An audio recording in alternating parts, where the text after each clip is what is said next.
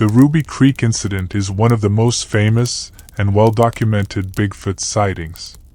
It took place in September 1941 near Ruby Creek, a small settlement in British Columbia, Canada. The area is known for its dense forests, rugged terrain, and numerous reports of mysterious creatures. The Chapman family, consisting of George Chapman, his wife Jeannie, and their 3 children, lived in a modest house near the edge of the forest. The Chapmans were respected members of their community, and their encounter with an alleged Sasquatch would become a cornerstone in the lore of Bigfoot. In the weeks leading up to the encounter, the Chapman family noticed strange occurrences around their home. Large, human-like footprints were found near the house. These prints were about 16 inches long and 8 inches wide, much larger than any human or known animal in the area.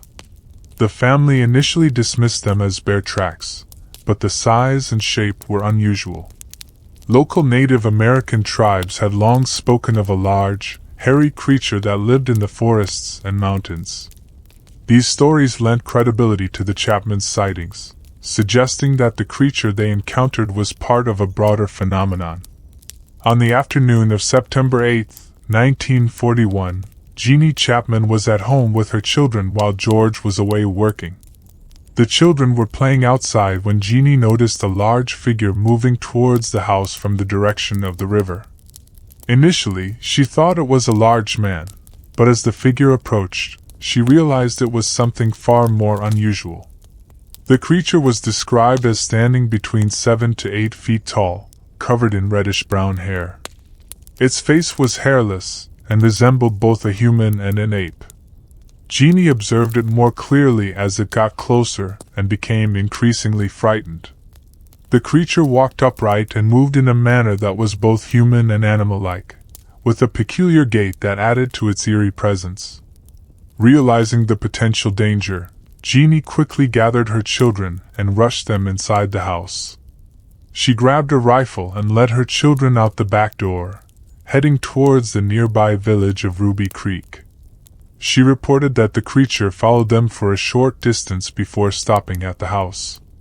As they fled, Jeannie could see the creature examining the house and the surrounding area.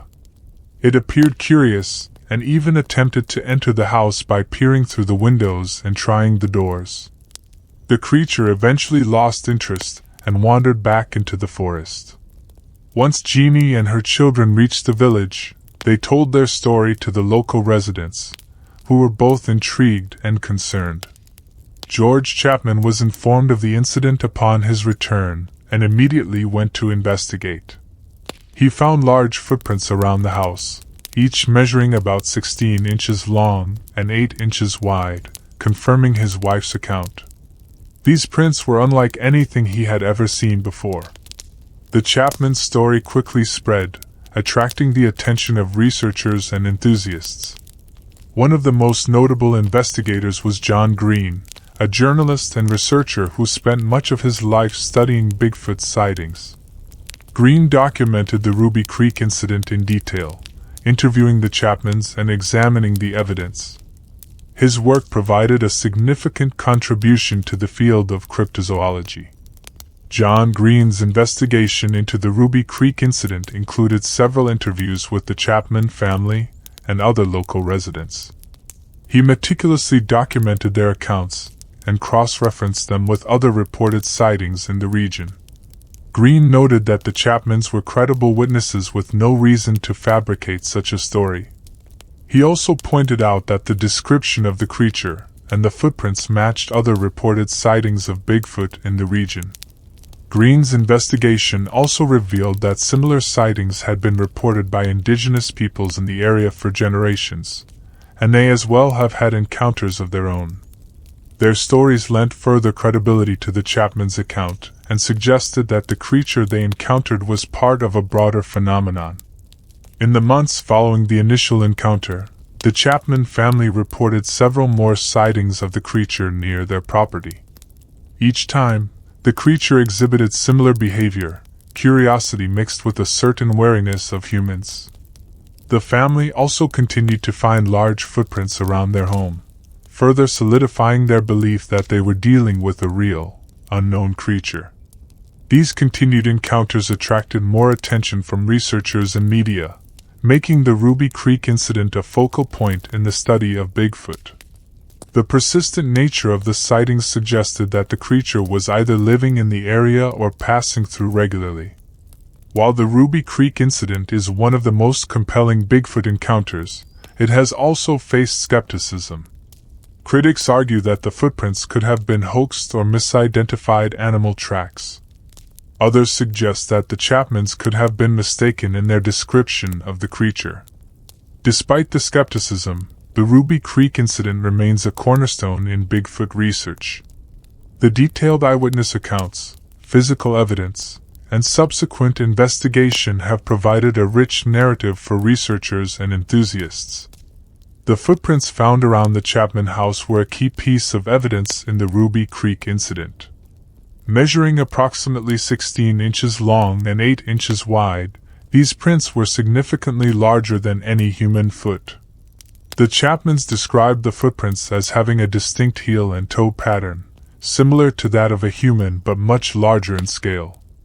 John Green, during his investigation, took detailed measurements and photographs of the footprints. He noted that the prints showed signs of significant weight and depth, indicating that whatever made them was incredibly heavy. The spacing between the prints suggested a long stride, further supporting the idea that the creature was of substantial size. Green's analysis of the footprints revealed no signs of artificial creation. The depth and natural shape of the prints made it unlikely that they were hoaxed.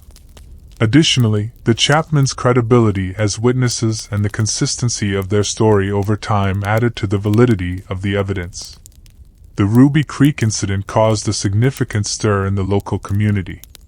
Residents were both fascinated and frightened by the reports of a giant, hairy creature roaming the area. Many local hunters and trappers were intrigued by the possibility of encountering such a creature, and began to take more interest in the stories of Bigfoot. Despite the fear and curiosity, the community largely supported the Chapman family. Their reputation and standing within the community helped to bolster their account of the encounter. People who knew the Chapmans vouched for their honesty and dismissed the idea that they would fabricate such a story. The Ruby Creek incident attracted media attention, with several newspapers covering the story. The detailed reports and interviews with the Chapman family were published, bringing the story to a wider audience.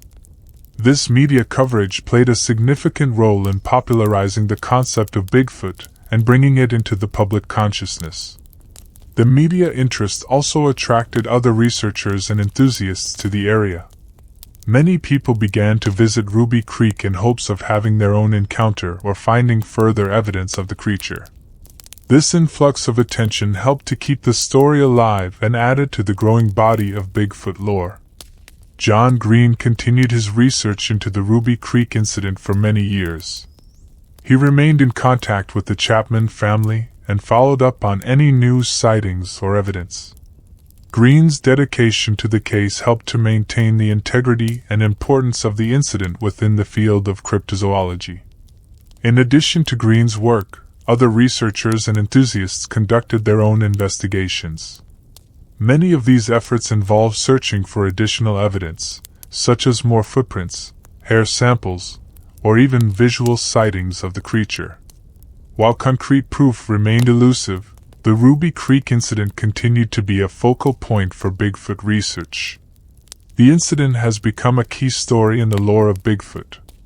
It has been referenced in numerous books, documentaries, and articles, contributing to the ongoing fascination with these elusive creatures. The Chapman's encounter has inspired further investigations and sightings, keeping the mystery of Bigfoot alive. The area around Ruby Creek remains a hotspot for Bigfoot sightings, with many researchers and enthusiasts visiting the region in hopes of capturing their own encounter. The Chapman story continues to be a topic of intrigue and debate, highlighting the enduring allure of the unknown. The Ruby Creek incident is a fascinating chapter in the history of Bigfoot sightings. Whether one believes in the existence of these creatures or not, the story of the Chapman's encounter remains a compelling tale of fear, mystery, and the unknown. The combination of detailed eyewitness accounts, physical evidence, and the remote wild setting of Ruby Creek ensures that this story will continue to be a topic of intrigue and debate for years to come. So, what are your opinions and theories on this story? Do you guys think it was a Sasquatch the Chapmans encountered, or do you believe it was something else? Comment your thoughts below. And until I upload another video for your entertainment, thank you for watching, and may God bless you and your families. Stay safe.